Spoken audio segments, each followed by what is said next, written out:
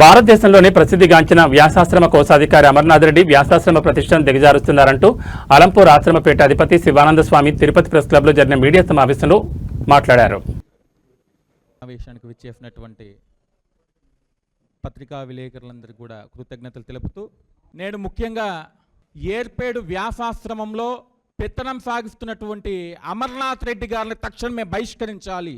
ఈ అమర్నాథ్ రెడ్డిని ఎందుకు బహిష్కరించాలి అని అంటూ ఉన్నాము అంటే, ఏర్పేడు వ్యాసాశ్రమం అనేది మలయాళ స్వాముల వారు ఏర్పరిచినటువంటి పవిత్రమైనటువంటి ఆశ్రమం.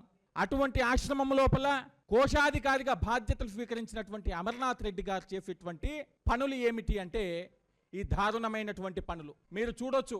ఈ యొక్క సన్నివేశం 2008 లోపల వ్యాసాశ్రమంలో ఉన్నటువంటి అమ్మాయిల మీద లైంగిక దాడి జరిగిందని చెప్పేసి ఈయన కోశాధికారిగా బాధ్యతలు తీసుకొని చేసేటువంటి పనులు ఏమిటంటే లైంగిక దాడులు అమ్మాయిల మీద. మరి ఇటువంటి అమ్మాయిల మీద దాడులు చేసినటువంటి వ్యక్తిని ఆశ్రమంలో ఉంచాలని మేము అడుగుతా ఉన్నాము. ఈ అమర్నాథ్ రెడ్డి అక్కడ కనుసైగలు జరగకపోతే కాకులు కూడా వాలట్లేదు ఆశ్రమంలోనికి. మేము అడుగుతా ఉన్నాము, అయ్యా అమర్నాథ్ రెడ్డి, ఆశ్రమం నీ అబ్బ జాగీరా? అసలు ఆశ్రమం అనేది అందరికీ ఆశ్రయాన్ని ఇచ్చే విధంగా ఉండాలి. మరి ఒకప్పటి ఆశ్రమము ఈ రోజు చాలా దారుణమైనటువంటి పరిస్థితికి తీసుకొచ్చావు నువ్వు. మలయాళ స్వామి ఆశయాలకు వెన్నుపోటు కలిగించేలని యొక్క ప్రవర్తన ఉంది. అసలు మేము అడుగుతా ఉన్నాము, నీకు ఆశ్రమానికి ఏం సంబంధం అని చెప్పేసి. నీవేమైనా సన్యాసాశ్రమంలో ఉన్నావా? కాషాయం కట్టినటువంటి వాడివా? ఎటువంటి విధి విధానాలు లేకుండా కోశాధికారినంటూ ఆశ్రమంలో చేరి ఆశ్రమాన్ని సర్వనాశనం చేయాలని కంకణం కట్టుకున్నావు ఈ రోజు నువ్వు. ఈ యొక్క వ్యతిరేక విధానాన్ని చూస్తూ ఉంటే ఆశ్రమం యొక్క భక్తుల లోపల ఒక ఆందోళన కలుగుతా ఉంది. వ్యాసాశ్రమం అనేది ఆంధ్రావనికే వన్నె తెచ్చినటువంటి ఆశ్రమం. అటువంటి ఆశ్రమము నేడు ఆపదల్లో మునిగిపోయింది. ఆశ్రమం ఆస్తులన్నీ కూడా కనుమరుగైపోతున్నాయి.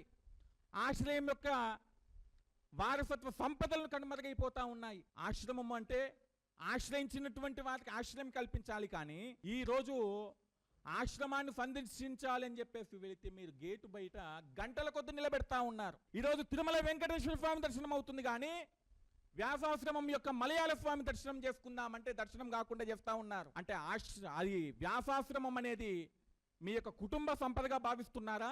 ఈ యొక్క అమర్నాథ్ రెడ్డి గారు వీరి మీద మనం చూస్తే గనక 2008 లోపల లైంగిక వేధింపుల మీద కేసులు జరిగాయి. తదనంతరం వీరు దాదాపు 18 రోజుల పాటు జైల్లో ఉండి వచ్చారండి. 18 రోజుల పాటు జైల్లో ఉండొచ్చినటువంటి వ్యక్తి ఈరోజు తెలుగు రాష్ట్రము లోపల ఒక ప్రధానమైనటువంటి ఆశ్రమం లోపల కీలకమైనటువంటి బాధ్యతలు వాడుతూ చక్రం తిప్పుతా ఉన్నాడు. ఈ అమర్నాథ్ రెడ్డి ఒకడేనా అంటే కాదు. అమర్నాథ్ రెడ్డి ఒకడే కాదు, ఈయన అయిపోయింది. ఈయన కుటుంబ సభ్యులు కూడా ప్రవేశించారు. ఈయన పెత్తనం చేస్తా ఉన్నాడు, ఈయన కుటుంబ సభ్యులు పెత్తనం చేస్తా ఉన్నారు. మేము ఈ రోజు ఒకటే అడుగుతా ఉన్నాము, ఈ యొక్క వ్యాసాశ్రమం యొక్క ఖ్యాతి అనేది ప్రపంచమంతటా విస్తరించింది. భారతదేశం లోపల అనేక చోట్ల ఆశ్రమాలు ఉన్నాయి, ఆశ్రమానికి ఆస్తులు ఉన్నాయి. ఈరోజు ఆస్తులను అమ్మి వేసుకుంటున్నారు. ఆశ్రమానికి తూట్లు పడుస్తున్నాడు ఈ అమర్నాథ్ రెడ్డి.